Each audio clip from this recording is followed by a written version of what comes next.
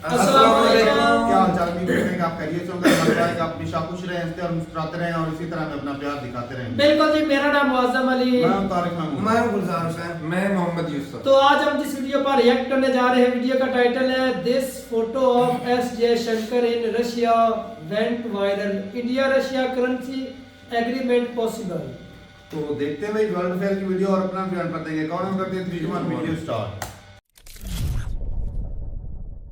नमस्कार and welcome you to world affairs. मैं हूं प्रशांत धवन। नाउ भारत के जो विदेश मंत्री हैं डॉक्टर एस जयशंकर, ये एक बहुत ही महत्वपूर्ण यात्रा पे गए हैं टू रशिया, एक बहुत ही इंपॉर्टेंट टूर। और यहाँ पे आप देख पाएंगे ये जो इनकी फोटो है ना, ये रिसेंटली वायरल हो गई थी। मैं जो ट्वीट है इनकी रिसेंट ट्वीट, ये मैं आपको दिखाता हूँ। पहले यहाँ पे आप देख पाएंगे जयशंकर साहब ने लिखा है हाउ इट स्टार्टेड, ये जर्नी कैसे शुरू हुई थी, हाउ इट इज गोइंग। और ये इनकी फोटो है, most recent photo in the Russian federation. Now ये जो इन्होंने ट्वीट करी है ना, ये बहुत ही इंपॉर्टेंट है। ये यहाँ पर दिखा रहे हैं कि पहली बात इनकी लाइफ पर और ओवरऑल इंडिया पर भी रशिया यूएसएसआर का कितना बड़ा इम्पैक्ट पड़ा है। अब यहाँ पे आप देख पाओगे, आपको एक ये सर्टिफिकेट जैसा दिखेगा। ये एक्चुअली एक टिकट है, आप कह लीजिए एक पास है। ये पास है 1962 का। उस टाइम जयशंकर साहब सिर्फ 7 साल के थे। ये पास देखिए जयशंकर साहब को दिया गया था ताकि ये रशिया की कैपिटल मॉस्को में जो रेड स्क्वायर का एरिया है, इनका वीवीआईपी एरिया होता है, सारे जो ब्यूरोक्रेट्स हैं वो काफ़ी बार वहाँ पे सेलिब्रेशंस के लिए जाते हैं या फिर सेरेमनी के लिए जाते हैं। वहाँ पे इनको पास दिया गया था कि आप वहाँ पे जाके यूएसएसआर की जो उपलब्धियाँ हैं स्पेस में, उसको सेलिब्रेट करने के लिए जो फंक्शन है ना, उसे आप अटेंड कर सकते हैं। अब यहाँ पे आप पूछोगे वेट, जयशंकर साहब जब 7 साल के थे तब भी इनकी पहुंच यूएसएसआर तक थी कि यूएसएसआर में जाकर इनको पास मिलता था। वेल ऑब्वियसली यहाँ पे रीज़न इसका ये है, जयशंकर साहब के जो पिताजी थे ना, के सुब्रमण्यम साहब, वो भी अपने आप में गवर्नमेंट ऑफ इंडिया में एक हाई रैंकिंग ब्यूरोक्रेट थे। यहाँ पे आप देख पाएंगे इनकी फोटो, ये थे के सुब्रमण्यम साहब। ये भारत सरकार में थे, यूनियन सेक्रेटरी, बहुत ज़्यादा हाई रैंकिंग ब्यूरोक्रेट थे। और इंदिरा गांधी जी के साथ इनके रिलेशंस काफ़ी ख़राब हो गए थे जब इंदिरा गांधी जी ने एज प्राइम मिनिस्टर इनको हटा दिया था as the union secretary of the government of India. तो उस टाइम सिंस ये इतने बड़े ब्यूरोक्रेट के बेटे थे, मोस्ट प्रोबेबली उनको रशिया में बुलाया होगा इस फंक्शन के लिए। कई इंडियन ब्यूरोक्रेट्स, मिनिस्टर्स को बुलाया गया था 1962 में इन यूएसएसआर। तो तब का पास जो है ना, ये जयशंकर साहब के पास पड़ा हुआ है और इन्होंने यहाँ पर ये पास शेयर किया है। यहाँ पे आप देख पाओगे रशियन में इनका नाम भी लिखा हुआ है। और ये देखिए, पोस्ट शेयर करना ना डिप्लोमेसी के हिसाब से भी बहुत इंपॉर्टेंट है। ये रशियंस को भी एक संकेत दे रहे हैं कि हमारा इतिहास, हमारी जो हिस्ट्री है, इसे हम कितना करीब रखते हैं अपने दिल के।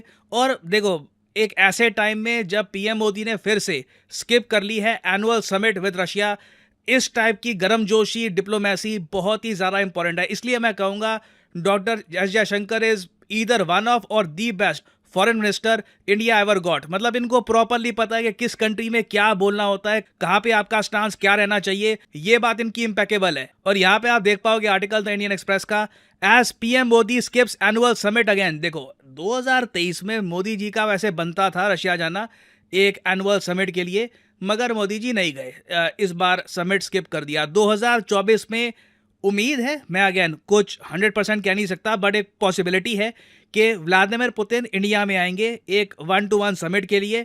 बट अगर वो नहीं भी हो पाता बिकॉज ऑफ सम रीज़न, क्योंकि देखो प्रॉब्लम यही आती है, रशिया यूक्रेन वॉर बहुत लंबा खिंच गया है। आपको पता है जब मैं ये वीडियो रिकॉर्ड कर रहा हूँ, 1 साल 10 महीने से ऊपर हो गए हैं रशिया यूक्रेन वॉर को। वॉर खत्म होने को नहीं आ रही। इंडियन गवर्नमेंट भी एक टाइम को ना, यूरोपियन अमेरिकन को क्या रिस्पॉन्ड करे, काफ़ी चीज़ें जस्टिफाई करनी मुश्किल हो जाती है।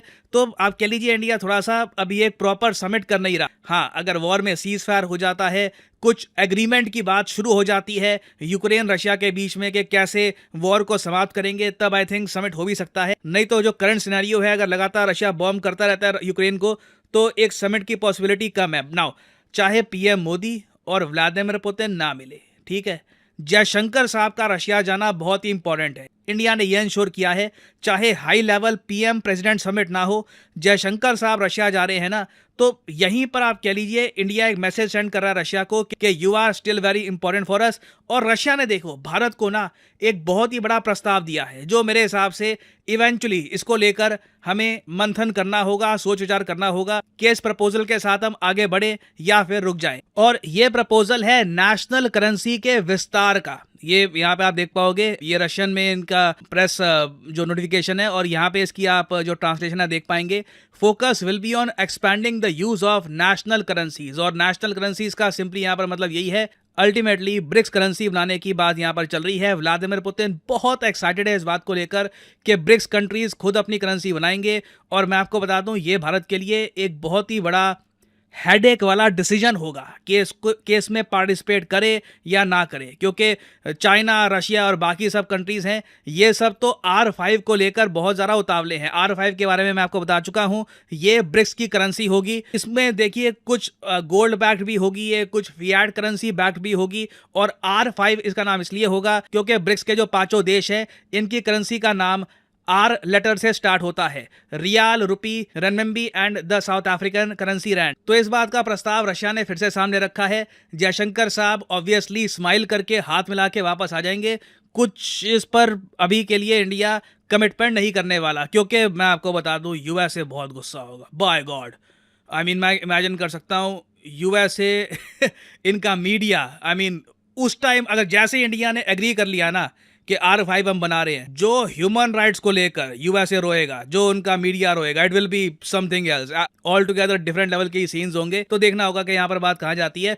उसके अलावा रशिया ने एक प्रस्ताव ये भी दिया है कि दोनों रशिया और इंडिया मिलकर हाइड्रोकार्बन्स, मतलब कि ऑयल, नेचुरल गैस, ये हम एक्सप्लोर कर सकते हैं आर्टिक में। देखो इसको लेकर ना मैं आप पर्सनल मुझसे ओपिनियन मांगे ना अगर, तो मैं एग्री करता नहीं हूँ कि ये करना चाहिए। समझाता हूँ आपको इसका रीज़न क्या है। नाउ जो आर्टिक रीजन है ना धरती का, यहाँ पे आप देख पाओगे ये प्लेनेट अर्थ है, ये है हमारा प्यारा भारत। और आप अगर नॉर्थ में जाओगे ना तो ये है आर्टिक। आर्टिक देखिए कॉन्स्टेंटली पिघल रहा है, जो यहाँ पर आइस शीट्स हैं ये पिघल रही हैं, और इसका सबसे बड़ा बेनिफिशियरी है रशिया, क्योंकि यहाँ पर शिपिंग लेन्स ओपन हो रही है। एक टाइम पर जहाँ पे बर्फ जमा करती थी वहाँ पे अब आप कार्गो निकाल सकते हो, आप बेसिकली ट्रेड कर सकते हो। और रशियन से आप अगर पूछो कि सर्दी कम करनी है तो वो लोग कहेंगे हाँ बिल्कुल, क्योंकि सर्दी से वो लोग परेशान हैं। आप देखोगे वहाँ पे बहुत बर्फ होती है, तो टेम्परेचर जैसे जैसे धरती का बढ़ रहा है, रशिया अपनी तरफ से कह रहा है no problem, we accept it. But बाकी कंट्रीज़ के लिए ये बहुत बड़ी प्रॉब्लम है, क्योंकि जैसे जैसे आर्टिक पिघलेगा, जो पानी का स्तर है ये ओवरऑल बढ़ेगा, कई जगह बाढ़ आएगी, लोगों को प्रॉब्लम्स होंगी। तो अगेन इसको लेकर ना साइंटिफिक कम्युनिटी बटी हुई है कि क्या आर्टिक में माइनिंग करनी चाहिए, हाइड्रोकार्बन की जो एक्सप्लोरेशन है करनी चाहिए या नहीं करनी चाहिए। चाइना तो तावला बैठा है, इनको कोई मतलब नहीं है एनवायरनमेंट से या फिर कोई मॉरल क्वेश्चन से, इनको जहां प्रॉफिट दिखेगा ये काम करेंगे। क्या हमको चाइना की तरह ही एक्ट करना चाहिए या नहीं करना चाहिए, ये डिपेंड करता है, ठीक है, कि आर्टिक में ये सब करना चाहिए या नहीं करना चाहिए। It really depends on your perspective कि आप दुनिया को कैसे देखते हैं, और ओवरऑल आप क्या मानते हैं कि जो एक बेनिफिट हमको दिख रहा है ये उठा लो, या फिर एक मॉरल ऑब्लिगेशन भी होती है, because we are a very strong, independent and democratic nation. तो वैसे बताइएगा अपने थॉट्स कि आपके हिसाब से आर्टिक में हाइड्रोकार्बन्स की एक्सप्लोरेशन भारत को करनी चाहिए या नहीं। मैं जानना चाहूँगा वैसे आपका ओपिनियन। तो अभी देखिए जयशंकर साहब पहुंचे हैं रशिया, बहुत सी डिस्कशंस होंगी रुपी रूबल पेमेंट को लेकर, डिफेंस इक्विपमेंट की सप्लाईज को लेकर भी कुछ मेजर डेवलपमेंट आती है, क्योंकि ये जो पूरा टूर है 5 डेज़ का है, लंबे समय तक रुकेंगे ये रशिया में। तो कुछ अगर मेजर डेवलपमेंट और आती है तो बाद में मैं आपके लिए एक अपडेटेड वीडियो ले आऊँगा। और अनअकैडमी के देखिए ऑफर चल रहे हैं आज के समय, ये जो ऑफर्स हैं इनको आप यूज़ कर सकते हैं टू गेट डिस्काउंट। तो कमेंट सेक्शन में लिंक आपको मिल जाएंगे, आप यहाँ पर कोर्स ओपन करके you can use the code PD10 और आपको डिस्काउंट मिल जाएगा। और जो सेल्स टाइम टू टाइम आती रहती है इनका भी आप लाभ उठा पाएंगे। So this is the end of the video. Thanks for listening, and as always, may the gods watch over you.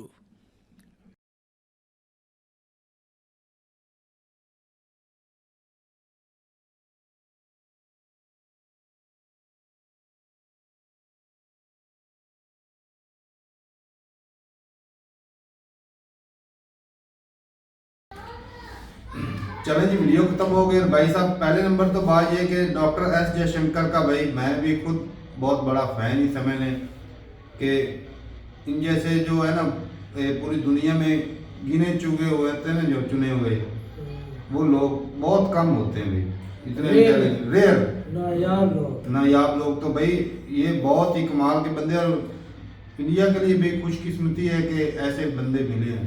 जी बिल्कुल। तो भाई और अच्छा, शुरू में जब हम देखते थे ना डॉक्टर साहब को इस पोस्ट पर क्यों रखा गया, उसके पीछे वजूहत थी, इसका एक्सपीरियंस था चाइना में रहे, बिल्कुल। यूएस में रहे और कंट्री में, लेकिन आज पता लगा 7 साल की उम्र में एक्सपीरियंस से चल रहा है, क्योंकि हमारे से 7 साल की उम्र। यूनियन सेक्रेटरी रहे, उनके साथ मतलब भाई साहब हर चीज को जांच पड़ताल तो साफ करते है हैं कि उस टाइम से। एक घर में कोई डॉक्टर हो ना तो उसके साफ बच्चे है उसकी फैमिली को कुछ ना सीखने को मेडिकल मिलेगा। के बारे में कुछ ना कुछ पता ही होता है। लगता रहता तो है जो डिप्लोमेट्स होते हैं साफ है कि उनके बच्चों को कुछ ज्यादा इधर उधर से सीखना है वो घर से ही सीख लेते हैं। बिल्कुल। तो वैसे भी भाई साहब इन्होंने जो सर्व किया कितने ज्यादा कंट्री में, जापान में, चाइना में 5 साल रहे, विरासत में तो- अमेरिका में, ये दूसरा में रशिया में। रशिया में। हाँ। विरासत में तो कुछ मिला, अपने वालिद से वालिद भी से सीखने मिला। को मिला, लेकिन मेहनत इनकी भी कम है। बहुत बहुत जानते हैं मेहनत कितनी है। ज़बानें यार ये एट अ जानते टाइम हैं। हाँ कितनी जुबानें आती हैं। ये सही बिल्कुल। बात है। और 4-5 बने जाने वाला बंदा वैसे भी कहते हैं कि वो बहुत ज्यादा genius है। सेंसिबल होता है भाई।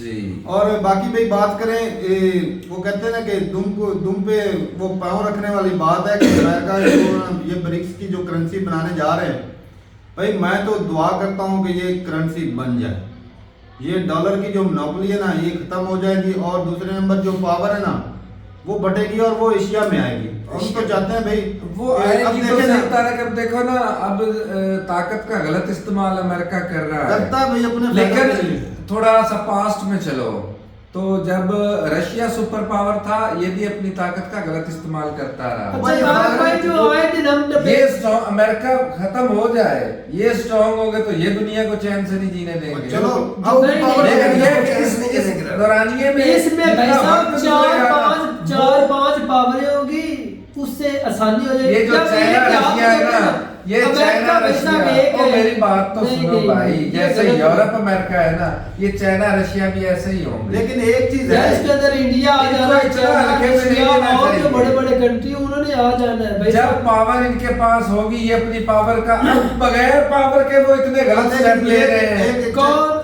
ये चाइना और रशिया वाले सिर्फ अपने मुनाफे को देखते हैं।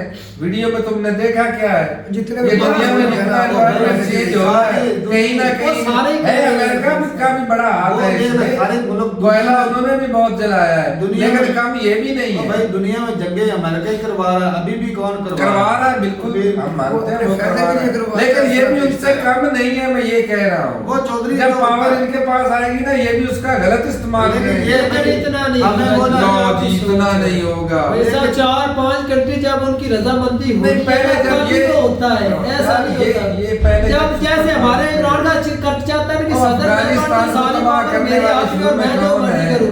जब 5 कंट्री हो गए ना उसके अंदर भाई साहब सब एक की भी रजामंदी नहीं ना होगी तो कोई काम भी नहीं होगा। ये भी है। ये बात 5 कंट्री होंगे तो काम होगा। ये तो अमेरिका है कि भाई साहब जिस तरह मर्जी में करता है, क्यों एक है? एक ही है। एक सुपर तो कनाडा उसके साथ अब नहीं, पूरा ये यूरोप- कनाडा यार कुछ सारे नहीं उसके है। साथ ही हैं। तो सारे उससे तो पाए हुए हैं ये सब। भाई अब जो है ना सारे वो उसके डॉलर साथ के लिए, यूरो के लिए ना हमें दूसरे कंट्री की तरफ उधर मुंह उठा के देखना पड़ता है। हमें उनकी मोर हाँ, चाहिए ये होती है। monopoly अच्छा खत्म तारक होना भाई होगी। तारक और जियोपॉलिटिक्स हो या कोई भी काम हो, ह्यूमन राइट्स हो, हमें उनकी मोर जरूरत होती है भाई साहब कि वो मोर लगा दे तो बस काम हमारा निकल जाएगा। तो तारक भाई आए दिन हम जो डिबेट करते रहते हैं कि अमेरिका को इंडिया की जरूरत है या इंडिया को अमेरिका की जरूरत है, है, दोनों को है। तो ये जो आजाद फॉरेन पॉलिसी है इससे ये- अमेरिका की अब फटी यहाँ है पर या नहीं इंडिया फटी? फटेगी, हम जो इधर आके लेकिन बोलते हैं ना क्या इंडिया ये- जो अमेरिका की वजह से ग्रो कर रहा है। ये वक्तन फुक्तन ये इंडिया को सब फायदा होगा, इस लेकिन इलाका गलत फ्यूचर है। में हमारे अपने सर के ऊपर ये तलवारें खड़ी कर रहे हैं। कौन? ये भी अमेरिका इंडिया वाले अपने ये चाइना अपने सर के ऊपर स्ट्रॉन्ग करेंगे, रशिया को अपने सर के ऊपर स्ट्रॉन्ग करेंगे। ओ भाई साहब जब जब तक ये दोनों पॉलिसी रहेगी तब तक ये फायदा ले रहे हैं। जिस दिन वन साइडेड हो गए ये सारे फायदे खत्म हो भाई ये जाएंगे। दूसरे कंट्री के साथ मिलकर चलेंगे तभी पावर इधर तो आएगी, वही- वरना वही अमेरिका कह रहा नहीं हूं। चाहेगा क्योंकि अमेरिका डिवाइडेड रूल करके वो पावर को अपनी सल्तनत को वो बिल्कुल बनाए वो हुए तो हैं। कंट्रियों के अंदर घुसकर अंदर जब के इधर लोगों आएगी को तो भाई खरीदता साहब है। ये होती है आजाद फॉरेन पॉलिसी, क्या बात है। आजाद यार ये है। अमेरिका का डर नहीं है डर है, होता ना भाई, नहीं है डर है, अमेरिका का डर भाई, बहुत साफ डर है, इसलिए ये तो गलत खुलकर फहमी है। फिर देख लो अमेरिका, अब तक ब्रिक्स की करेंसी बनी तो नहीं है, अमेरिका अगर डर ना होता तो बन तो किस जाती। वजह से इकट्ठे हो रहे हैं?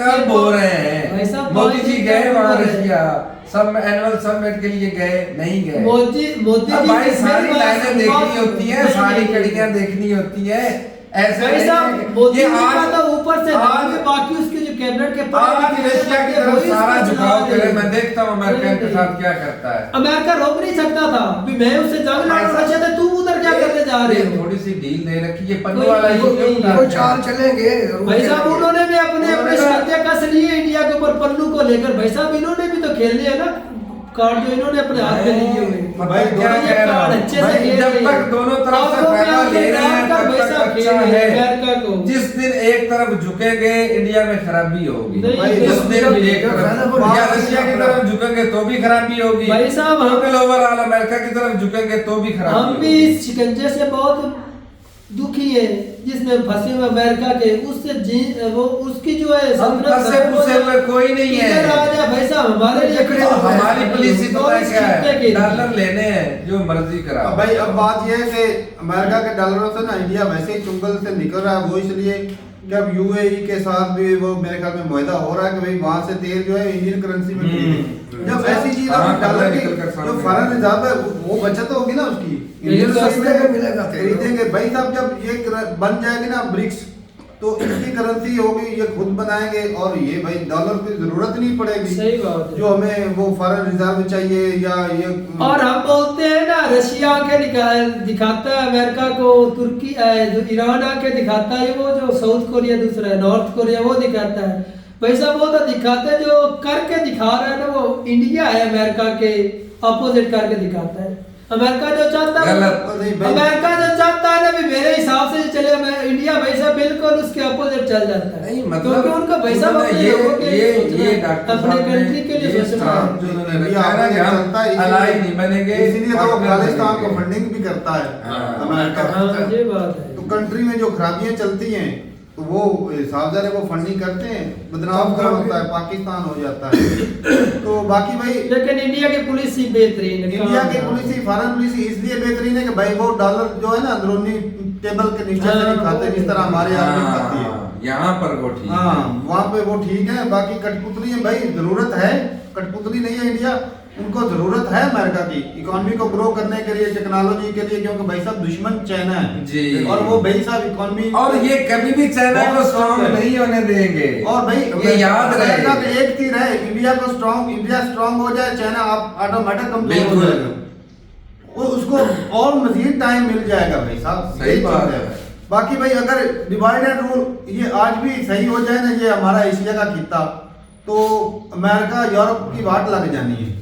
कोई तो शक नहीं। ठीक है भाई, बहुत बढ़िया लगा देख के, और अपनी राय जरूर बताइएगा कमेंट सेक्शन में कि ये जो ब्रिक्स की करेंसी है ये कब तक बन जाएगी। और भाई और एक सवाल का जवाब जरूर दीजिएगा कि सुना था कि पाकिस्तान ने भी अप्लाई किया है, वो क्या मेंबर बनने के लिए। मेंबर बनेगा या नहीं बनेगा, तो जरूर बताइएगा। फिर मिलते रहिए वीडियो के साथ, तब तक के लिए इजाजत दें। अल्लाह हाफिज़।